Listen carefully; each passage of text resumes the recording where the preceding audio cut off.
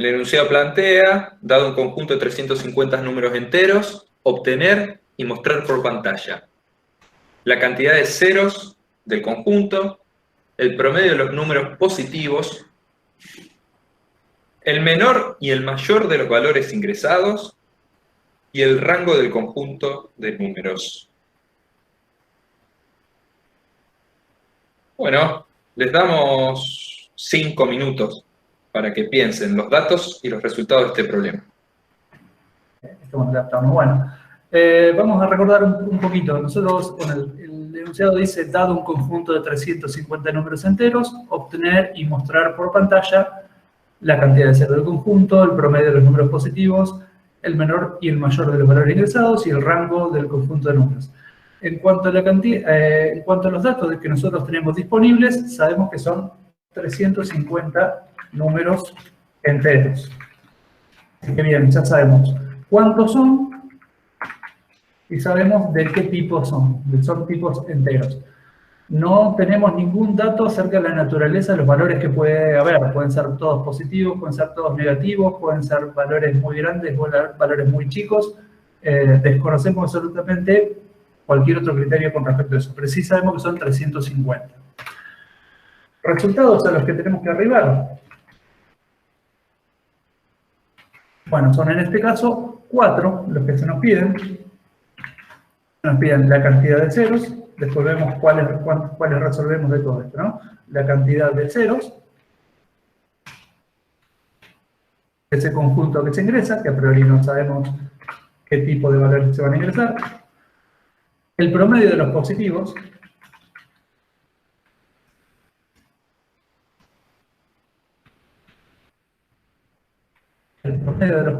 solamente hay que tener en cuenta acá que en este caso existe la posibilidad de que no se ingrese ningún valor positivo y que no haya promedio que calcular, ¿no?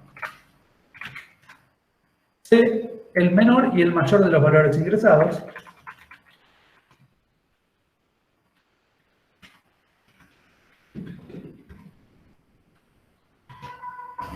Para eso tendremos que ir comparando o tendremos que ir viendo a medida que se ingresan si el valor que se ingresa en ese momento es más grande que todos los anteriores o es más chico que todos los anteriores ingresados para poder ir recordándolo y comparando con los que se ingresen posteriormente, ¿no?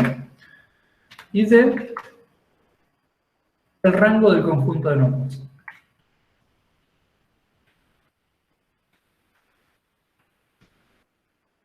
¿Cómo definiríamos el rango del conjunto de números? ¿O qué sería el rango del conjunto de números? Bueno, sería el menor valor y el mayor valor de ese conjunto que se ingresaron. En principio, esto va a coincidir con el punto C.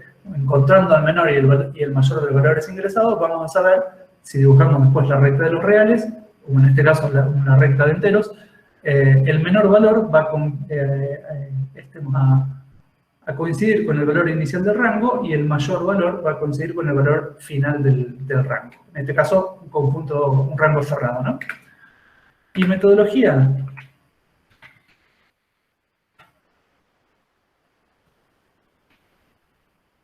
¿Qué vamos a utilizar para resolver este problema? Bueno, en principio, generar una estructura de repetición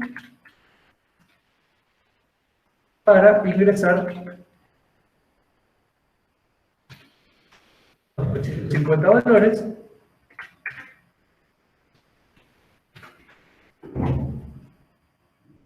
y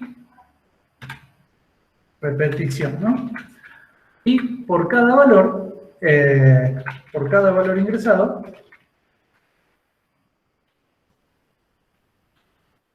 tendremos que, si es 0, contarlo,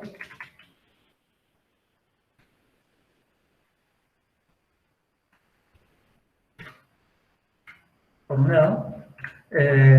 Para calcular el promedio tenemos que determinar si es mayor a 0, tenemos que sumarlo y contarlo.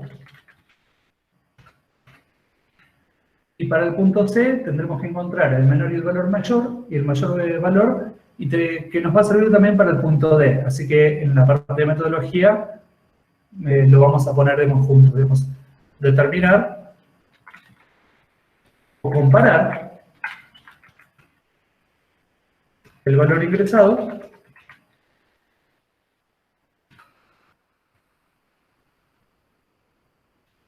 con los anteriores, menores y mayores.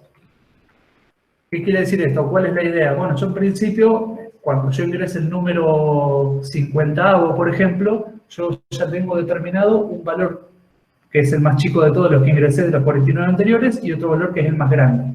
Si el valor 50avo que yo ingresé es más chico que el menor valor que ya tenía calculado, tengo que actualizar ese valor del menor que yo tengo. Y si el valor que yo ingresé, el valor 50avo, es más grande que el más grande que ya había ingresado antes, vuelvo a actualizar la variable donde estoy guardando el valor del mayor. Si no se cumple ninguna de las dos condiciones, no hago nada y los valores, las variables donde voy recordando el menor y el mayor, se mantienen inalterados. Bueno, en este caso yo les planteé qué es lo que haríamos con el valor 50avo. Vale lo mismo para el 80avo y para el 350avo y para el segundo. No vale lo mismo para el primero, porque el primero no tengo con qué comparar. Entonces, el primer valor que yo ingreso es un caso particular. Y en este caso, ¿cómo lo resolveríamos? Bueno, no voy a tener con qué compararlo, pero sí voy a saber que el primer valor del conjunto de valores ingresados es tanto el mayor como el menor, porque es el único que tengo hasta el momento. Entonces, en el caso especial del primer valor, lo que vamos a hacer es a las variables mayor y menor, inicializarlas con el valor de ese primer valor que se ingresa. Ya vamos a ver cómo lo hacemos en el algoritmo. Esto, a grandes rasgos, va a ser la metodología que seguimos. Bueno, nos va a quedar, como último caso, informar los resultados. Que no es solamente debemos un escribir, sino que trataremos de calcular, eventualmente demos algún valor si tengo que calcularlo y fijarme si realmente corresponde hacer algún cálculo o no. Recordemos que pueden ser que no se hayan ingresado valores mayores a 0, así que quizás no tengo que calcular el promedio. Bueno, ¿cómo arrancamos con este programa? Debemos hacer lo siguiente. Vamos a comenzar con la palabra clave algoritmo y el nombre del problema. En este caso, era el problema 11 de la práctica 3, ¿no? Práctica 3, ejercicio 11. Muy bien. Exacto. Lo que vamos a hacer entonces, primero, inicializar las variables o declarar las variables. En este caso, aprovechando que nosotros lo estamos haciendo en un blog de notas y podemos ir y venir tantas veces como querramos, vamos a tenernos en cuenta que por ello puedo volver acá a agregar algunas variables si me olvido de alguna, ¿no? Vamos a aprovecharnos de eso. Bueno, lo primero que vamos a hacer es declarar, ver qué variables vamos a necesitar. Vamos a necesitar, dijimos que una estructura de repetición para. Ya habíamos visto, les había contado Mauro, que la estructura de repetición para necesita una variable de control, que es la que va cambiando de valor y que va contando cuántas veces se va ejecutando esa estructura de repetición. Así que vamos a necesitar una variable i para la estructura de repetición. Vamos a tener que ir ingresando los números de datos, y cada uno de los números de datos que ingresemos lo tenemos que guardar en algún lado. Así que vamos a declarar una variable que vamos a llamar NRO, número, para guardar el valor ingresado, y eso lo vamos a ir comparando con los demás. Además, vamos a ir definiendo las variables. Una de las cosas que nos pedía era contar la cantidad de ceros. Hay un caso particular de los acumuladores, que son los contadores, que me servían para contar cosas. En este caso, vamos a declarar una variable para contar la cantidad de ceros. Vamos a llamarla can0. Otra cosa, tenemos que calcular el promedio de los positivos. Si yo tengo que calcular el promedio de los positivos, voy a tener que conocer cuál es la suma de los positivos y cuántos positivos tuve. Así que vamos a declarar las variables suma pos, cant pos y prom pos. todas estas variables de tipo, digamos, entero. Y otra cosa que vamos a necesitar, bueno, yo, para no hacer más ancho este bloque de nota, o esta línea, termino de contar, contarlo, digamos, allí. Hay una observación interesante. From post, dile que sea real, así que esto no va acá.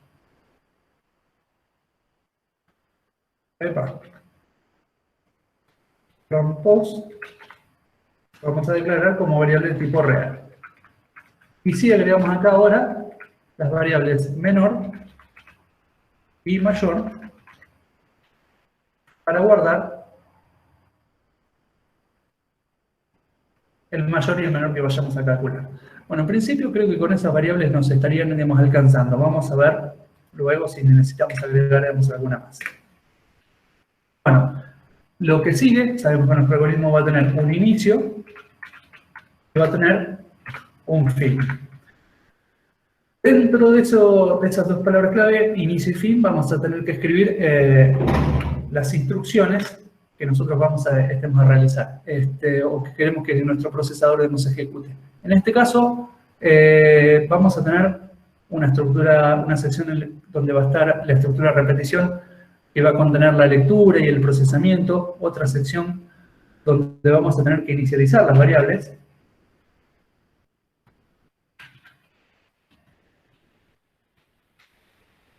Normalmente esto va al principio. Ya vamos a ver qué variables tenemos que inicializar. Y sabemos que, por nuestra metodología, establecimos que vamos a necesitar una estructura de repetición para ingresar los 350 valores. Vamos a declarar esta estructura de repetición. En este caso va a ser un repetir para. Con la variable control i, tomando los valores de 1 a 350.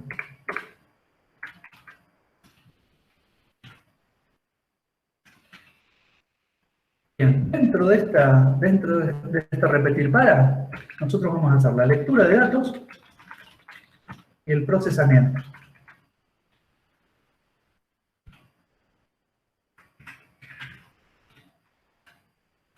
Así que bueno, lo primero que vamos a hacer, también siguiendo nuestra metodología, por cada valor ingresado, o sea, tenemos que ingresar nuestro valor, le vamos a pedir al usuario que ingrese un valor entero, un escribir y un leer común. Escribir,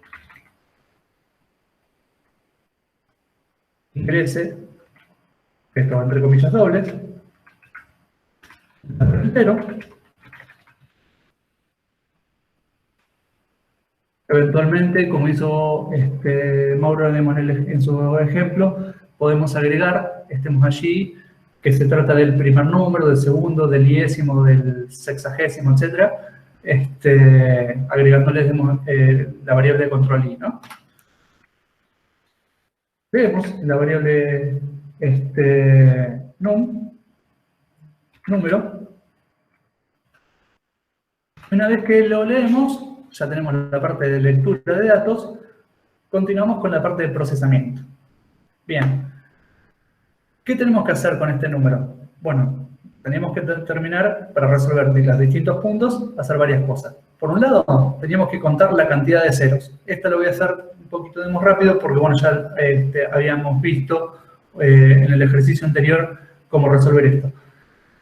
¿Cómo hago para contar la cantidad de ceros? Primero me tengo que preguntar si el número ingresado es 0. Por eso vamos a usar una estructura de selección. Sí.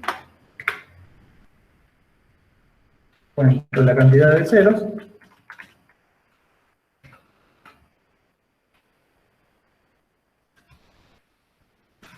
Sí, y la condición va a ser si número es igual a 0, entonces, ¿qué hacemos? Incrementamos el contador de 0, can 0. Como lo incrementamos asignándole lo que ya contiene, más 1. Fin sí. Esto es toda la parte que me resuelve, el punto A, que es contar la cantidad de ceros del conjunto. Me pregunto si el número ingresado es igual a 0, y si ese es el caso, incremento el contador de ceros, que se llama can 0, estemos en 1. Una discreción. El valor o el nombre de la variable puede ser cant 0, puede incluir un número, pero no puede ser 0 cant.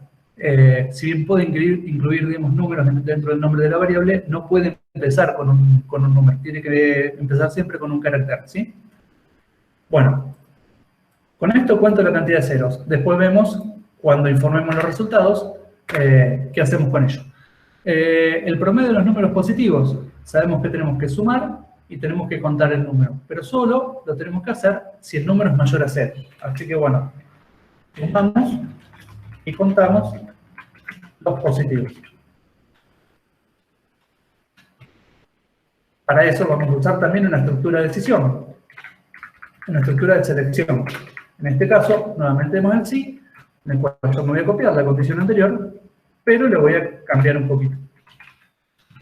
En este caso, no tengo que buscar los números que son igual a 0, sino que son los que son positivos. En este caso, los que son mayor a 0 vamos a buscar.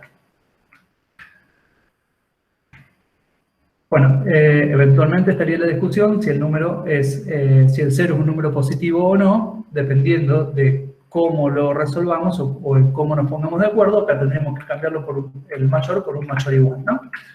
Bueno, entonces, si el número es mayor a 0, ¿qué vamos a hacer? Sumarlo y contarlo. Las variables se llaman sumapos y cantpos.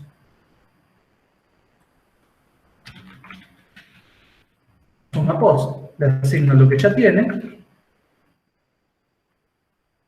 más el valor leído. Y a cantpos le asigno lo que ya tiene,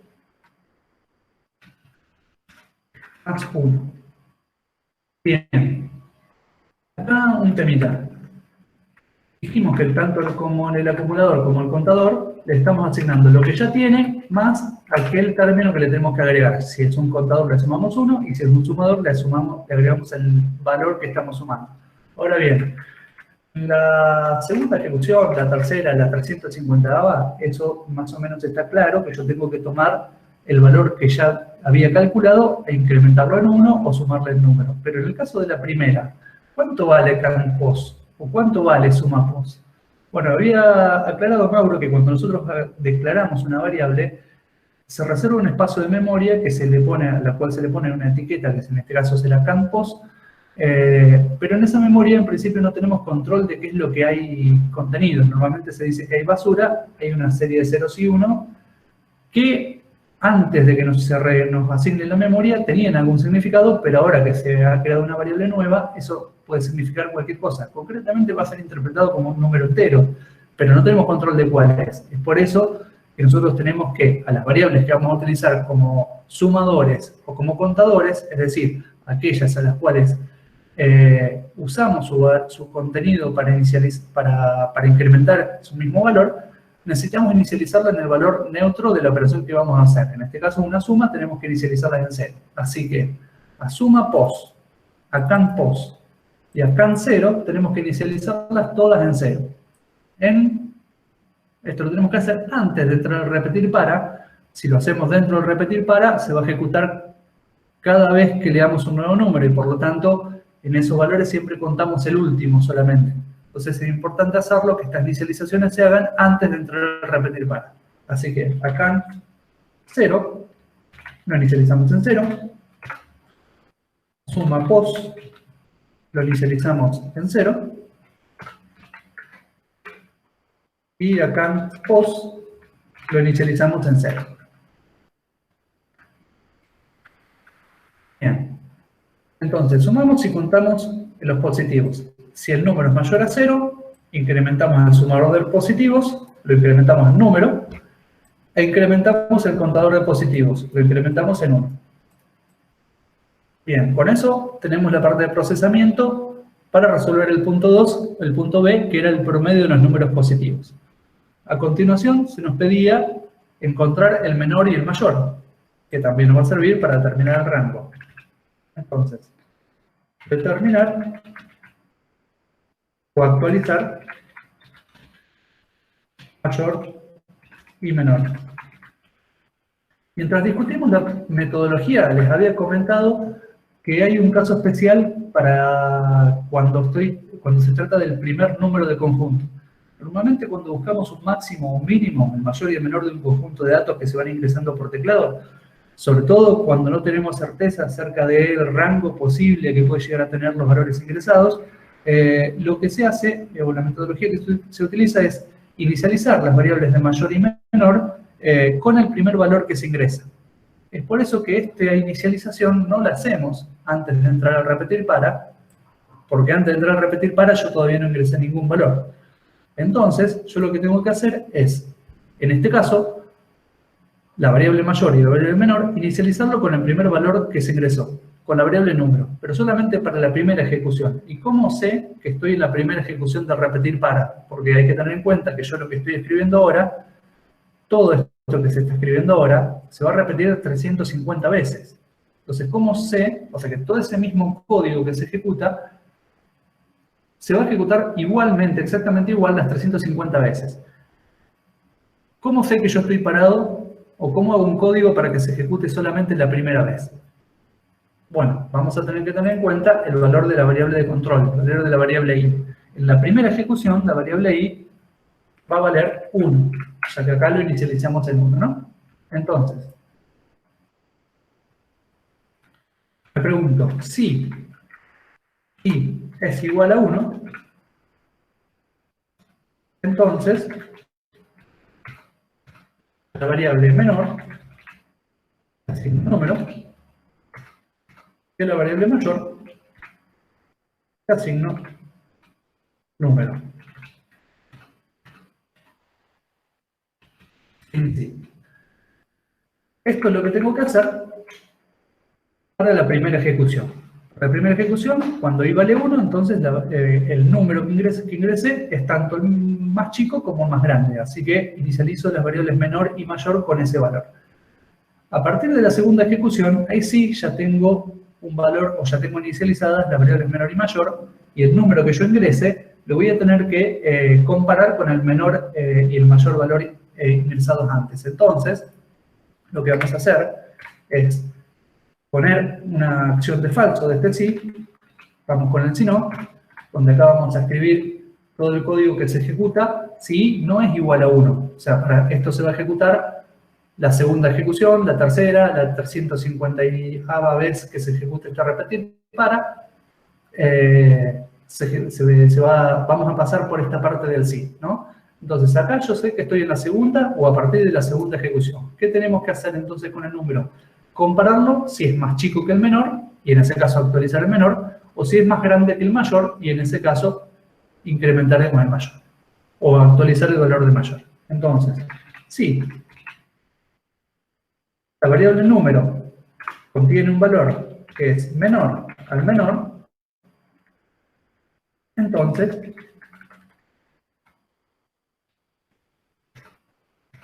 lo que hago es actualizar el valor del menor. Al menor le asigno número.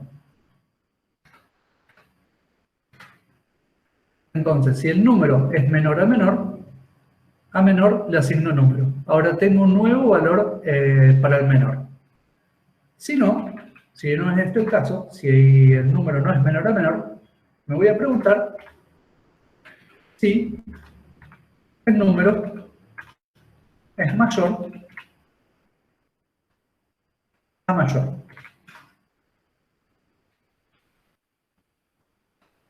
¿Sí? Si ese es el caso, entonces a la variable mayor le asigno el número ingresado. De esa forma actualizo el valor del mayor. Fin sí, este sí corresponde a este sí que abrí acá. Fíjense que este fin sí, y acá está la ventaja de la indentación, corresponde a este sí. Y cuando yo hago este tipo de cosas, que es meter un sí adentro del otro, se denomina anidamiento de estructuras. En este caso lo que tenemos que asegurarnos es que la cantidad de fin sí que hay coincida con la cantidad de sí abiertos. En este caso yo abrí un sí acá que se cierra acá. ¿Sí? Abarca todo esto. Este sí, se abre acá y cierra acá. Y este sí, lo abrí acá y tiene que cerrarse aquí. Así que vamos con el fin sí aquí. Tenemos 3 sí, 3 fin sí. Esto después, cuando lo hagamos en C, se va a traducir en llaves abiertas y cerradas. La cantidad de llaves abiertas tiene que ser igual a la cantidad de llaves cerradas. Eso me asegura que yo estoy terminando correctamente con las estructuras. Bueno, con esto, entonces, ya tenemos una actuación diferenciada para el caso del primer valor, y en el caso del segundo valor en adelante, yo entro en esta parte del sí, y lo completo, y verifico si el número ingresado es menor que el anterior menor, o mayor que el anterior mayor, y eventualmente lo actualizo. Una consideración, ¿podría no usar sí anidados y hacer todos los sí por separado? Sí, se podría y resolvería el problema de la misma forma. La ventaja de hacerlo así, bueno, la ventaja que tendría es que quizás sea más simple de leer el código. La ventaja que tiene hacerlo de esta forma es que, por ejemplo, en la primera ejecución, yo entro directamente en la acción de verdadero y todo esto no lo evalúo. Si fueran todos independientes, sí tendría que evaluar las dos condiciones. También, si en la segunda ejecución en adelante, si el número es menor al menor, se ejecuta esta acción y no se evalúa esta segunda condición. O sea, en general voy a tener menos comparaciones que si lo hiciera con sí, con distintos sí, uno fuera del otro, ¿no? Bueno, una vez que yo encuentre el menor y el mayor, ya voy a tener también con esos dos valores el rango del conjunto de números. Entonces ya no me quedaría dentro de lo que es la parte de procesamiento, no tendría más, más tarea, digamos, para realizar. Todo esto se va a ejecutar unas 350 veces y es la parte de lectura y procesamiento de los datos. Nuevamente, fíjense que no siempre la inicialización de las variables va al principio o antes de entrar a cualquier estructura de repetición. En este caso, hicimos una inicialización de variables dentro de la estructura de repetición. Pero tuvimos que tener en cuenta que estuviéramos hablando o que estuviéramos en este caso, en el primer caso, ¿sí? Tenemos que encontrar una forma de saber que estamos en el primer valor ingresado. Y lo último que nos quedaría sería la parte de cálculos e informe de resultados.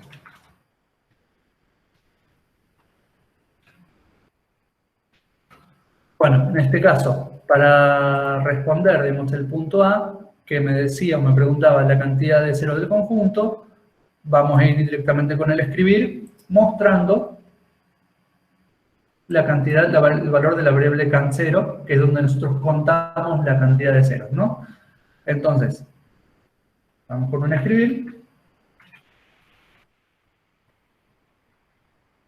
La cantidad de ceros ingresados, o la cantidad de ceros, no lo vamos a hacer tan largo, es cant0. Ya informamos el punto A. Vamos a agregarle también aquí, para que se sepa de qué punto estamos resolviendo. El punto B me pedía determinar el promedio de los números positivos. Ahí en principio habíamos dicho que íbamos a calcular el PROMPOS como la suma de los positivos dividido la cantidad de los positivos. Pero habíamos dicho que tenemos que tener en cuenta de qué sucede si no tenía ningún valor positivo, si los valores que nosotros estamos ingresando son temperaturas en la Antártida, por ejemplo, es muy probable que sean todos valores negativos, aunque en este caso se trataba de valores enteros, ¿no? Así que el caso no aplicaría. Pero tenemos que tener en cuenta que es posible que este campos valga 0. Si yo hago esta operación, normalmente dividir por 0 implica que van a empezar a pasar cosas malas, porque, bueno, yo no tengo forma de, en matemática, dividir por 0 es una indeterminación. Originalmente, cuando yo dividía por 0, los programas se cuelgan, actualmente ya los lenguajes de programación modernos por ahí lo manejan de una forma diferente y los expresan el resultado como una indeterminación, pero nosotros tenemos que tratar de evitar este caso de dividir por 0. Así que tenemos que preguntarnos por el valor de campos. Entonces, vamos a poner, si campos es mayor a 0, entonces, ahí sí, hago el cálculo de promPOS, ahí sí, informo el resultado. Escribir el promedio, le vamos a poner B, el promedio de positivos es promPOS. Y si no, en este caso vamos a escribir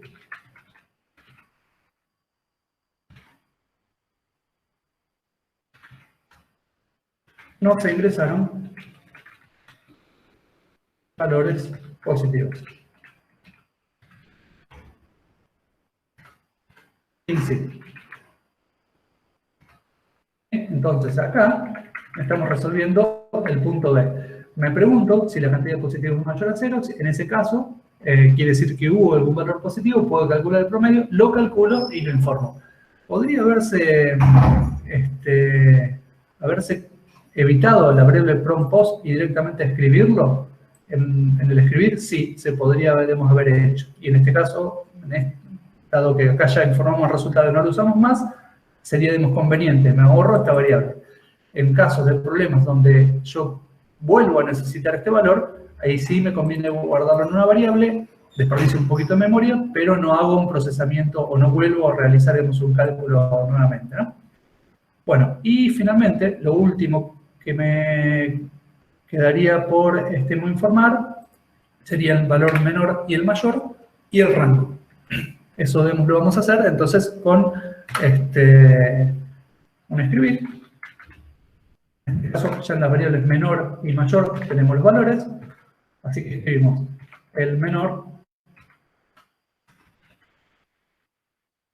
valor es, y lo tengo guardado en la variable menor.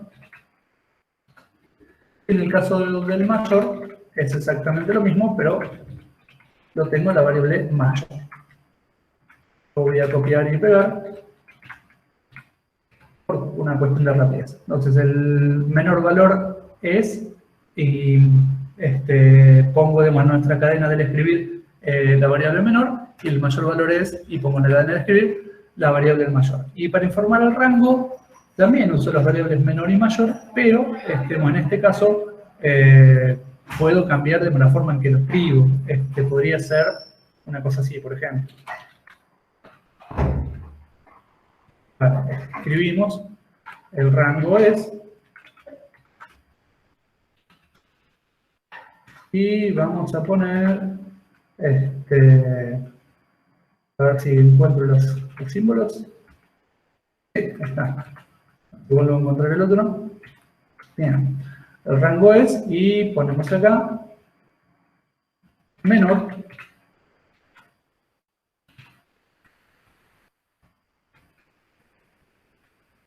luego, voy a encontrar que hay muchas comas acá, pero bueno, va por este lado. Eso vemos lo que quedaría escrito, es una cosa más o menos así, si el valor menor fuera 2 y el mayor fuera 20, quedaría escrito algo así.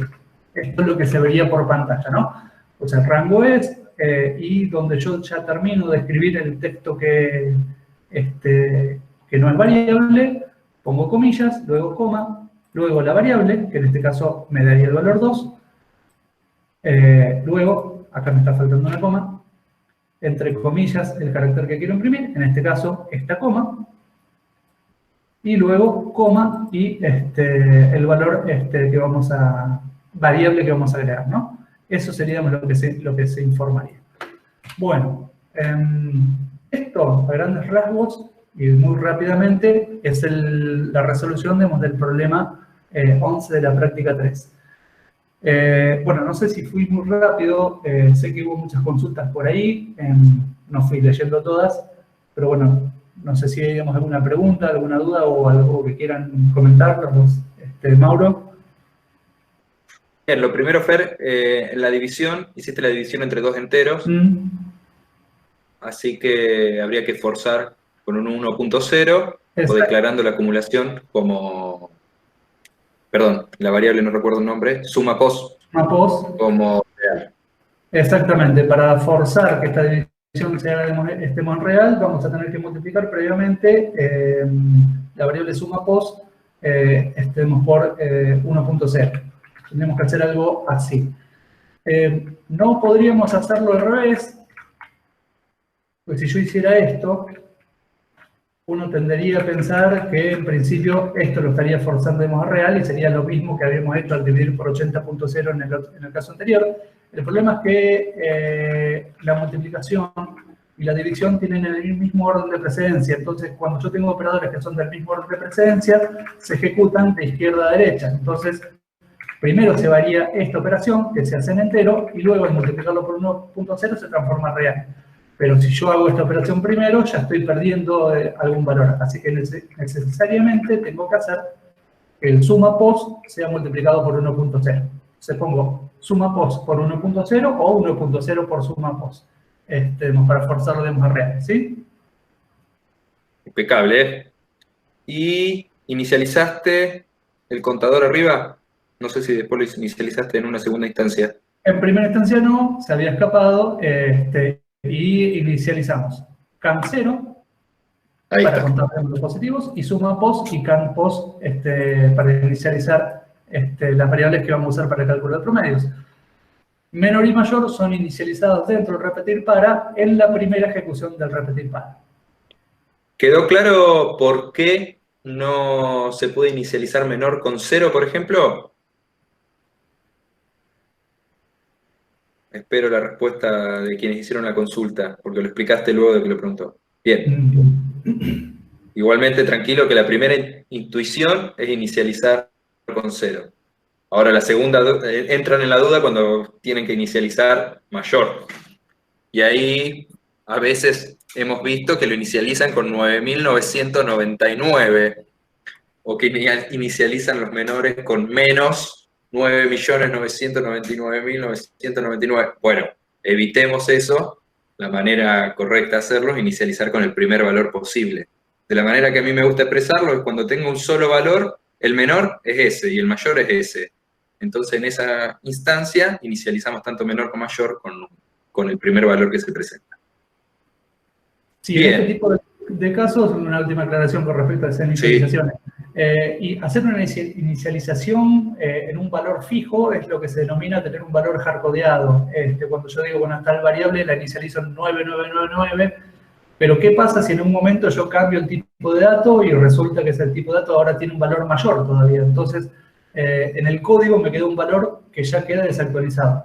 Meter valores dentro del código en general no es una buena práctica, porque cuando me cambien la naturaleza de los datos con los cuales estoy trabajando, ya ese valor no lo puedo actualizar dentro del código. Así que siempre, en este caso, cuando trabajamos con máximos y mínimos, traten de inicializar en el primer valor del conjunto que se ingresa, ¿no? Muy bien, clarísimo. Yo entendí bien, Fer. Bueno, chicos y chicas, ¿alguna otra duda? ¿Pregunta? Yo diría, dale, Mailén, cuando quiero corregir algo en Codeblocks, acordame que perdí, se me minimizó. Cuando quiero corregir algo en Codeblocks, el texto que ingreso me va borrando lo que había anteriormente. Bien, eso también pasa en Word o cualquier editor de texto. Tenés activado el insertar. Bien, presiona el insertar en el teclado y se va a dejar de suprimir lo que venís escribiendo y listo. Si no, el insertar también suele estar en el 0 cuando tenés apagado el teclado numérico.